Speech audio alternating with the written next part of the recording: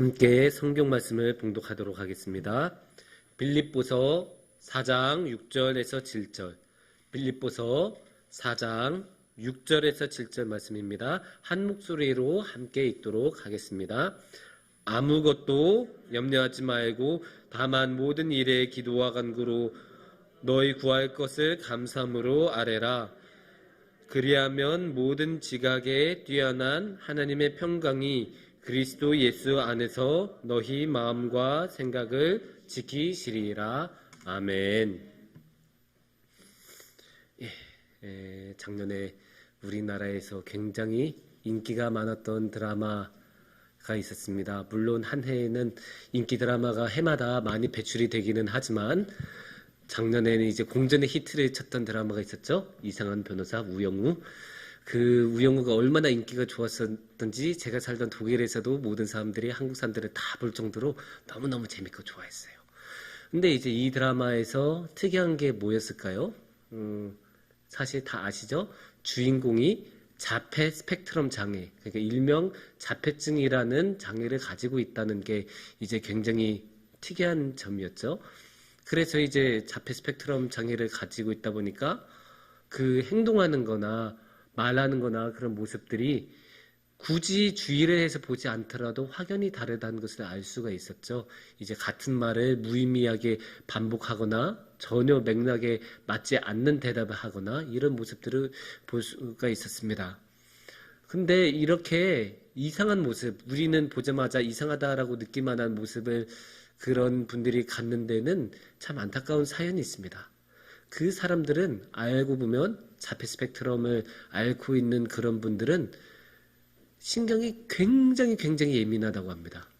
그래서 아주 작은 자극에도 큰 자극을 받는다고 합니다. 이게 말이 좋아서 큰 자극이지 그냥 듣기 싫은 소리를 그냥 귀에다 왁 소리 질러대거나 이런 그 손전등 가지고 막 눈에 막 이게 들이대고 막 이런 느낌이라고 생각하셔야 돼요. 막 그러니까 너무 괴로울 거 아니에요.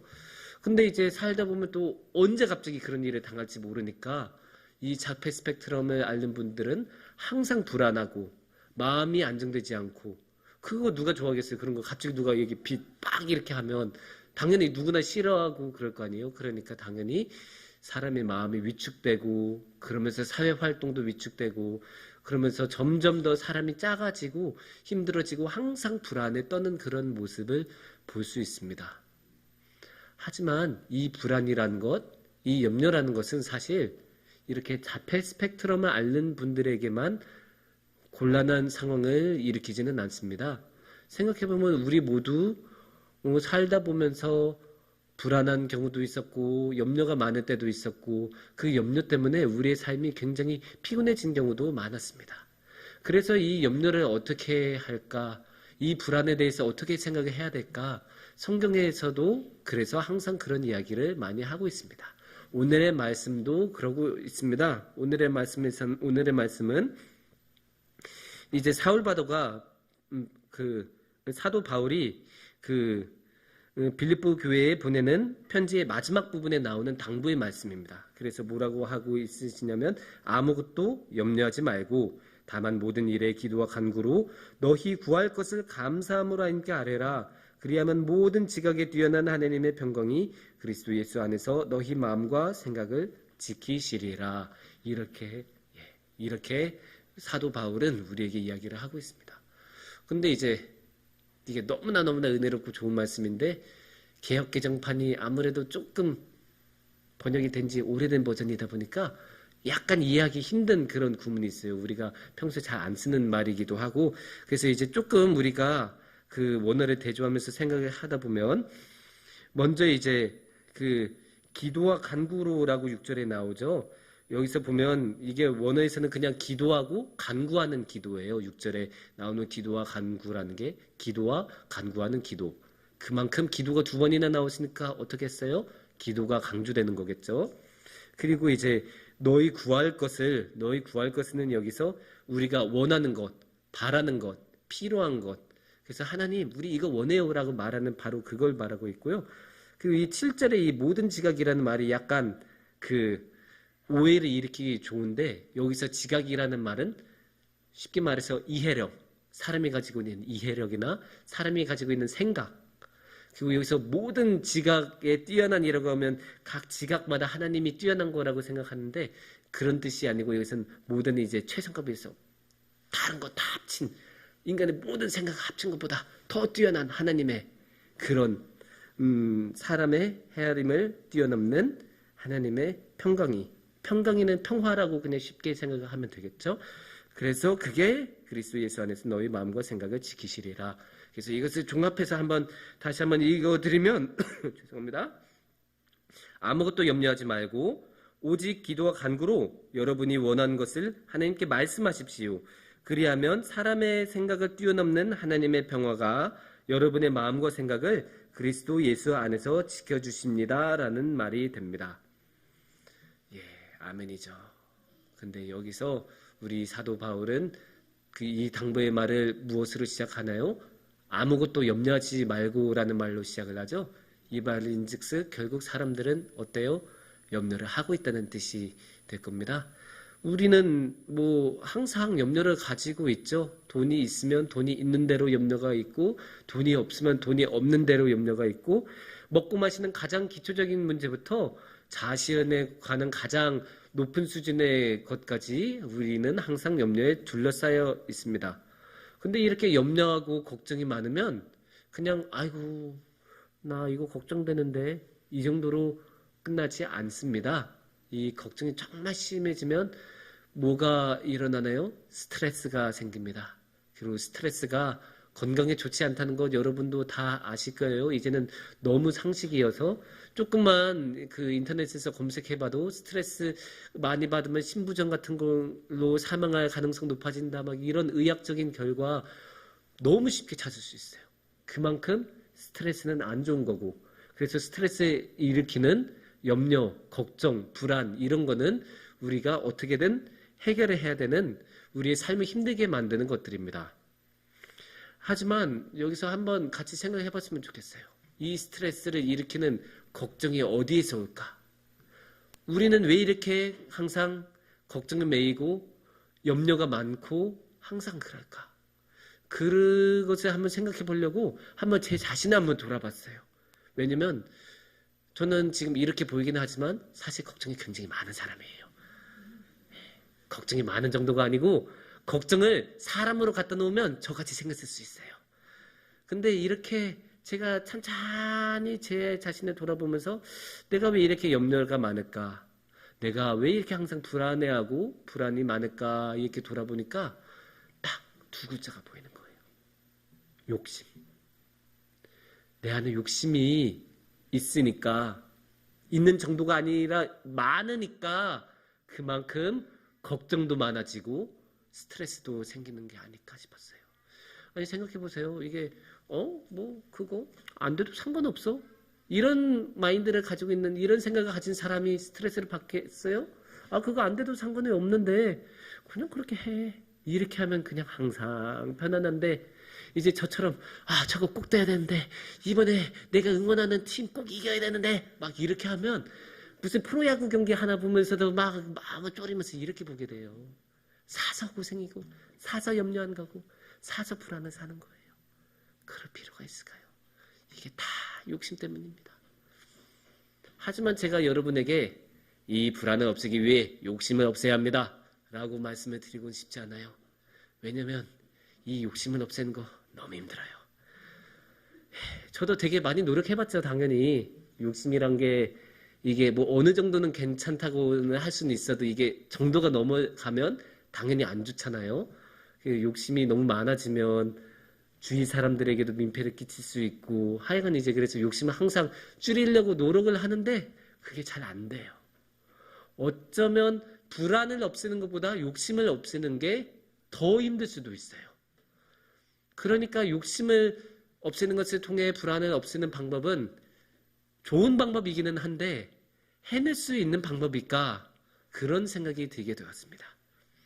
그러면 어떻게 할까요? 그렇다고 우리가 항상 욕심에 휘둘리고 불안에 휘둘려서 계속 살아가야 하겠습니까? 그럴 수는 없겠죠? 그러면 어떻게 할까요? 참으로 다행인 것은 하나님께서는 우리를 홀로 내버려 두시지 않습니다. 이게 항상 만구불변의 진리이고 항상 통하는 정답이에요. 하나님은 우리를 지켜주시고 우리를 도와주세요. 아무리 우리가 불안하고 아무리 우리가 힘든 일이 있어서 염려가 내 마음에 가득 차도 하나님은 우리의 손을 잡아주시고 이끌어 주십니다. 근데 이제 여기서 한 가지 중요한 생각해 볼 만한 게 있습니다. 하나님은 우리를 항상 도와주시지만 항상 우리가 원하는 방식으로 도와주시지는 않습니다. 우리가 보통 몸이 아프면 몸 빨리 낫게 해주세요. 이게 당연히 기도하잖아요, 이렇게. 그리고 우리가 돈이 없다. 그럼 당연히 돈 생기게 해주세요. 하나님, 저 지낼 집이 없어요. 잘못하면 저 이번 달 말에 쫓겨나요. 저 집이 없어요. 도와주세요. 그러면 당연히 집이 생기는 것을 원하지 않겠습니까?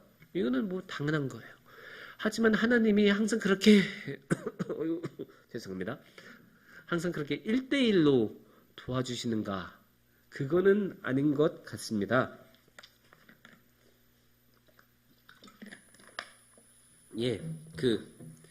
그러면 하나님께서는 어떤 방식으로 우리에게 도움을 주실까요? 7절을 우리 오늘의 말씀 7절을 보면 힌트가 나옵니다. 하나님께서는 하나님의 평강이 우리의 마음과 생각을 지켜주신다고 하셨습니다. 하나님의 평강이 마음과 생각을 지켜주셨습니다. 어쩌면 조금 실망하실 수도 있어요. 나는 지금 당장 이거 급한데 나 지금 내 안에 암이 있어서 이거 빨리 낫게 해주셔야 되는데 나 지금 당장 3천만 원 갚아야 되는데 이렇게 극단적인 상황에 계신 분들이라면 이런 마음, 평화 이런 말들이 되게 멀리 느껴질 수가 있습니다. 그래서 어쩌면 모세가 그 홍해 앞에 딱 섰을 때 바다를 쫙 갈랐었던 거나 엘리야가 바알 선지자들하고 맞섰을 때 하늘에서 불을 확 내리신 것처럼 그게 한 번에 단번에 끝까지 해결하는 그런 거를 우리는 당연히 원할 수 있습니다. 하지만 여기서 제가 여러분들에게 분명하게 말씀드려야 하는 것은 하나님의 평화는 작은 것이 아닙니다. 하나님의 평화 아주 소중하고 어디서도 찾을 수 없는 매우 가치 있는 거예요. 사람이 다른 모든 여건이 좋고 모든 생활 배경 갖고 싶은 거 그런 거 다 풍족하게 있어도 마음의 평화가 없으면 얼마나 괴로운지 아십니까? 이게 얼마 전에 제가 지난번에도 이야기했던 드라마 일타 스캔들, 거기에 남자 주인공이 이제 굉장히 뛰어난 수학 강사입니다. 그래서 일타 강사인데 그러니까 그렇게 뛰어나니까 돈도 엄청 많이 벌고 밑에 거느리는 사람도 많고 그러거든요. 하지만 이 사람은 항상 이 최고가 되어야 된다는 그 부담감, 그 최고로 남고 싶은 그런 걸로 자신은 맨날 채찍질하고 그렇게 몰아붙이니까 이 마음에 평화가 없어요. 그래서 어떻게 되냐? 뭘 먹어도 토해요. 섭식장애라고 하거든요. 뭘 먹어도 토하고 돈 많으니까 넓은 집에 넓은 침대를 가지고 있는데 거기서 못 자고 바닥에 방바닥에 이렇게 침낭에 이렇게 움츠리고 자요. 이게 뭡니까? 아무리 돈 많아도 먹고 싶은 건 하나 못 먹고 잠 하나 제대로 자지 못한다면 이 마음의 평화가 얼마나 소중한 것인지 다시 우리가 깨달을 수 있지 않겠습니까?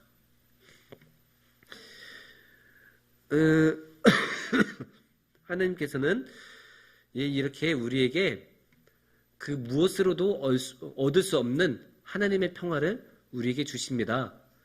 그래서 하나님은 이미 우리의 상황을 상당히 다 알고 계시죠. 그래서 우리가 막 힘들고 불안해하고 하나님 저 이번에 이거 안 되면 진짜 안 돼요. 막 이렇게 불안하고 염려에 떨 때 하나님께서는 그래 나 너 힘든 거 알아. 괜찮아. 내가 너하고 같이 있어줄게. 걱정하지 마. 이 세상은 알 수 없는 나의 평화를 너한테 줄 테니까 걱정하지 마. 그렇게 하나님이 우리의 마음을 씻어주시고 우리의 마음에 있는 그 불안을 씻어주시고 오직 주님의 평화만 이렇게 꽃피도록 하나님께서는 우리를 항상 지켜주시고 도와주십니다. 그런데 이 오늘의 말씀에서는 이 소중한 하나님의 평화를 누리기 위해서 뭘 해야 되냐? 당부를 하고 있습니다. 그러면 무엇을 해야 될까요? 6절을 한번 다시 봐야 될 것입니다. 다만 모든 일에 기도와 간구로, 아까 말했죠? 간구는 간구하는 기도라고. 그러니까 기도가 그만큼 중요한 거예요. 이 하나님의 평화를 얻기 위해 기도만큼 중요한 건 없어요. 그러면 에이 그게 뭐야? 이렇게 생각하실 분이 있어요. 왜냐면 아니 우리가 신앙생활하는 삶 중에서 지금 기도 안 하는 사람이 어디 있어요? 다 지금 여기 오신 분들도 새벽 예배 오시면서 기도하시고 그 눈물로 새벽 제단 쌓으시고 그러시는데, 아니 나 맨날 하는 건데 이게 그 비법이야?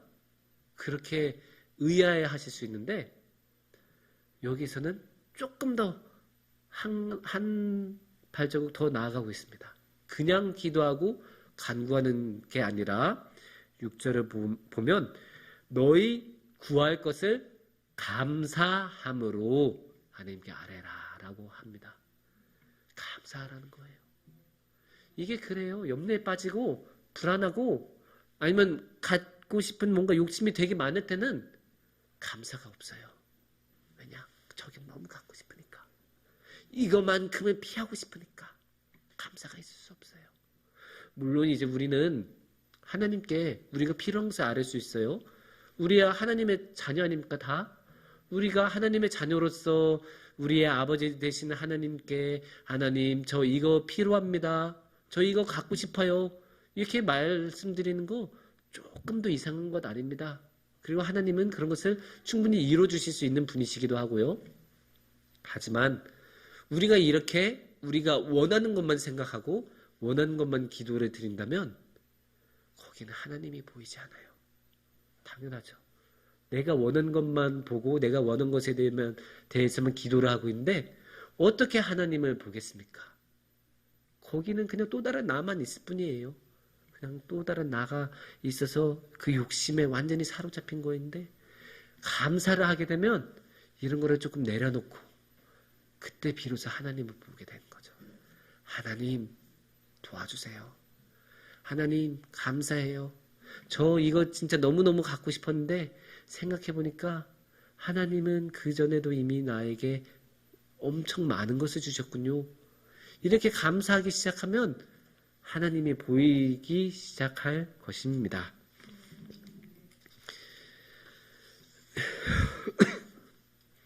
예.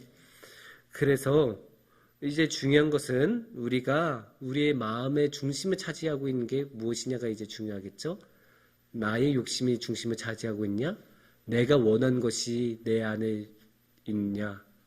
그런 경우에는 딱 기도하고 기도 끝난 다음에 3초 뒤에 생각하면 내가 뭐 기도했더라? 이번에도 내가 이거 가지고 싶어요. 저거 해주세요. 이렇게만 기도했구나. 이런 생각이 들게 마련이거든요. 하지만 우리가 그러한 우리가 가지고 싶은 것들이나 욕심을 조금 내려놓고 감사함으로 하나님께 나아가면 그때는 비로소 하나님이 보이고 하나님께서 지금까지 어떻게 우리와 함께 하셨는지 예수님께서 십자가를 지시고 우리에게 어떻게 다가오셨는지가 보일 거고, 그렇게 예수님의 십자가가 보이면 감사가 안 나올 수가 없습니다. 사랑하는 성북중앙교회 성도님들, 우리는 앞으로 살아가면서 참 안타깝게도 여러 가지 염려와 불안과 힘든 상황을 맞이할 것입니다. 하지만 물론 이제 그렇게 되지 않으면 좋겠지만 우리의 삶은 충분히 길고 그런 충분히 긴 인생 동안 우리에게는 많은 어려움이 닥칠 것입니다. 하지만 그럴 때마다 우리의 하나님을 보시고 항상 우리 곁에 계셔주시는 예수님, 그 십자가로 우리 곁에 와주시는 예수님, 그래서 그 예수님께 감사를 드리면서 우리가 기도하고 간구하며 나아가면 하나님의 평강이 우리의 마음과 생각을 굳건하게 지켜주실 것입니다. 기도하겠습니다.